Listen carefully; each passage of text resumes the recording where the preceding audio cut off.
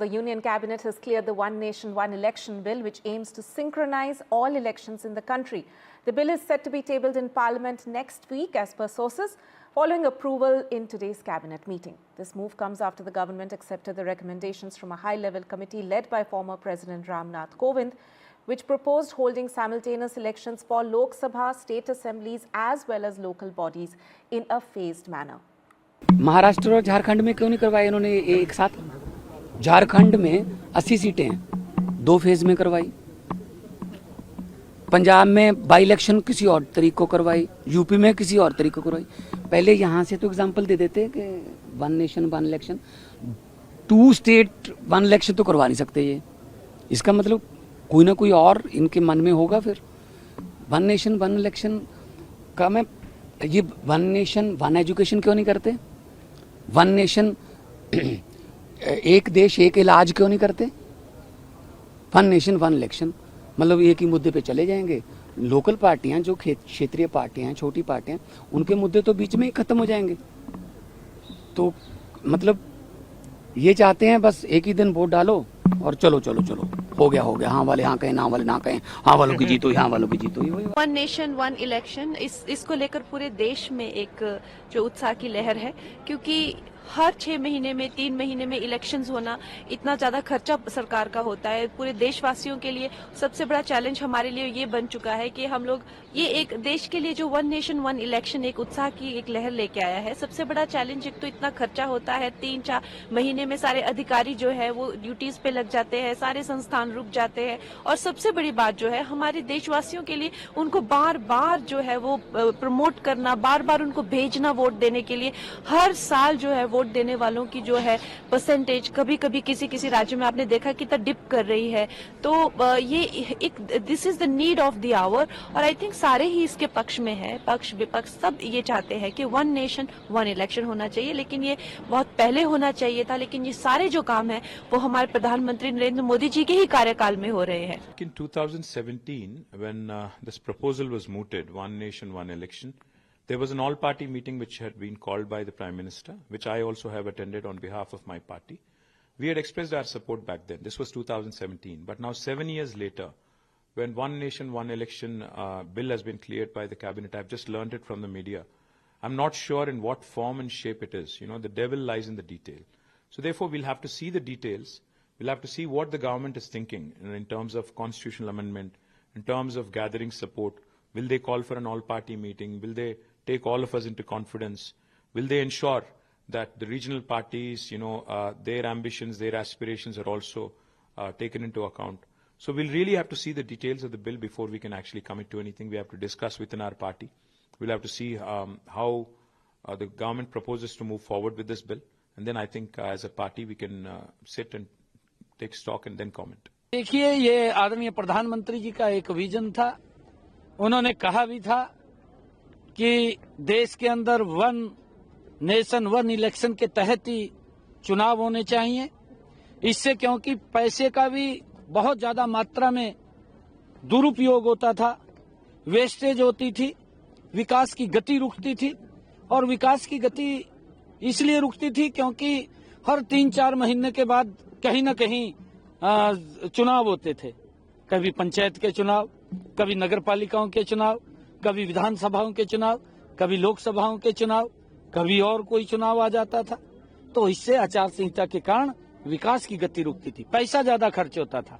परंतु आदरणीय प्रधानमंत्री जी का जो ये विजन है, ये स्वागत योग्य है।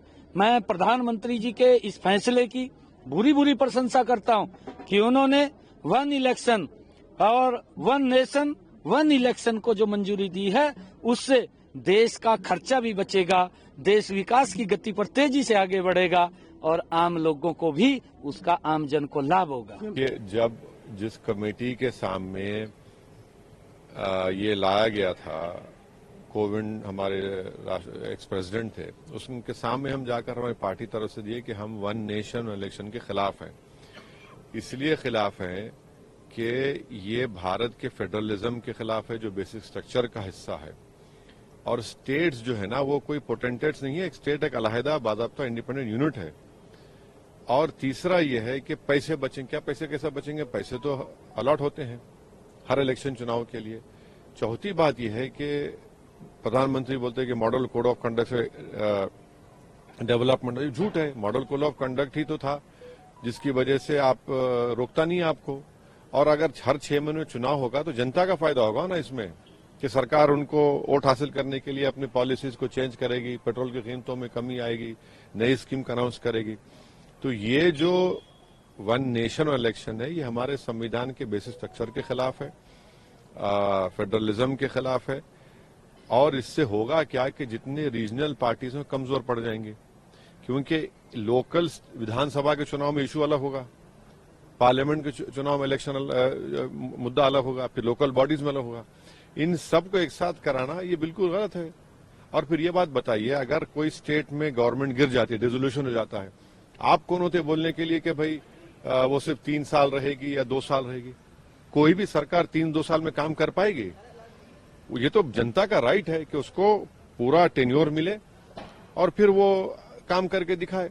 तो ये हर एतबार से ये गलत फैसला है। ये सिर्फ और सिर्फ नेशनल पार्टी बीजेपी चाहती है कि कभी लोकल इश्यूज ना बने और एक बहाना बना रही है, पैसे बच जाएंगे, इकोनॉमी का फायदा होगा। ऐसा कुछ नहीं है। सिर्फ और सिर्फ ये रीजनल पार्टीज को और अपने अथॉरिटेरियन रूल को जारी रखने के लिए ये फैसला लिया गया है।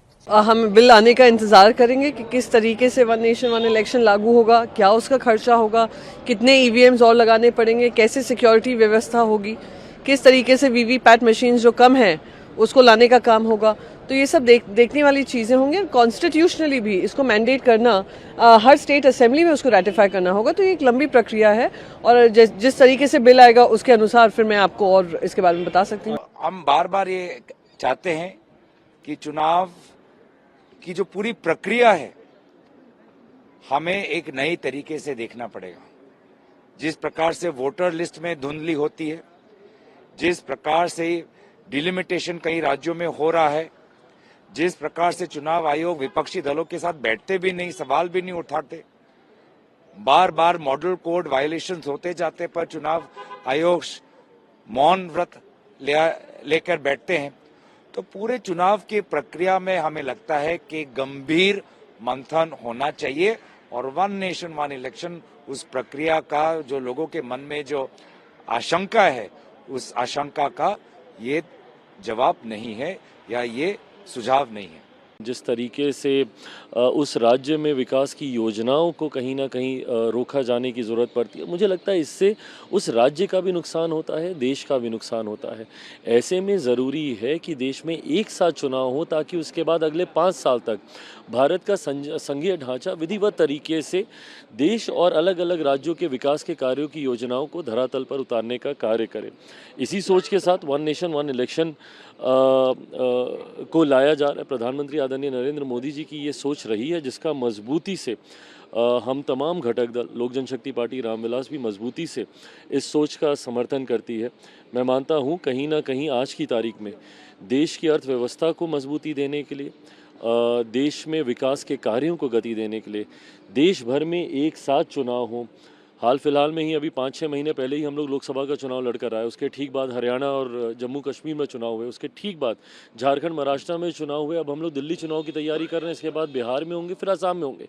तो हर दूसरे तीसरे महीने जिस तरीके से देश के किसी न किसी राज्य में चुनाव होता है, उससे उस राज्य की के विकास के कार्यों को, परियोजनाओं को जिस तरीके से गतिरोधक मिलता है, इन तमाम व्यवस्थाओं को सुधारने के लिए और 5 साल तक सरकारें सुचारू रूप से संघीय व्यवस्था के साथ कार्य कर सके, वन नेशन वन इलेक्शन मुझे लगता है समय की अब ज़रूरत है। कांग्रेस विरोध कर रही है इसका? कांग्रेस हर चीज़ का विरोध करती है। हर वो सोच जो प्रधानमंत्री नरेंद्र मोदी जी के द्वारा लाई जाती है उसका कांग्रेस ने विरोध ही किया है, जबकि हकीकत में देश जब आज़ाद हुआ था इसी सोच के साथ चुनाव कराने की व्यवस्था को तैयार किया गया था कि 5-5 साल तक राज्य की भी सरकारें चलेंगी, देश की भी सरकारें चलेंगी, जब तक बीच में सरकारों का गिरना और उस राज्यों में चुनाव होना नहीं शुरू हुआ था। बट जैसा मैंने कहा कि देश की अर्थव्यवस्था को और विकास को गति देने के लिए वन नेशन वन इलेक्शन आज की तारीख में देश की ज़रूरत है। वर्सिप एक्ट को लेकर के सुप्रीम कोर्ट ने केंद्र सरकार से अपडेट मांगा, इसको लेकर क्या कहेंगे?